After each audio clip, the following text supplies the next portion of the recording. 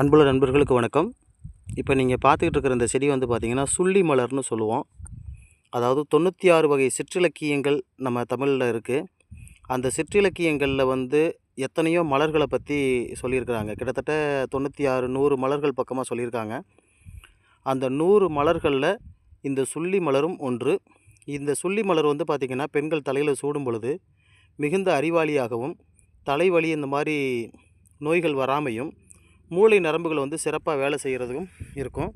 இந்த மலர் வந்து பார்த்திங்கன்னா முள்ளாக இருக்கும். இந்த மலரில் வந்து பார்த்திங்கன்னா முள் நிறையா இருக்கும். இதை வந்து ரொம்ப கவனமாக பறித்து இதை வந்து கட்டி வைப்பாங்க. இதில் வந்து வாசனை கிடையாது.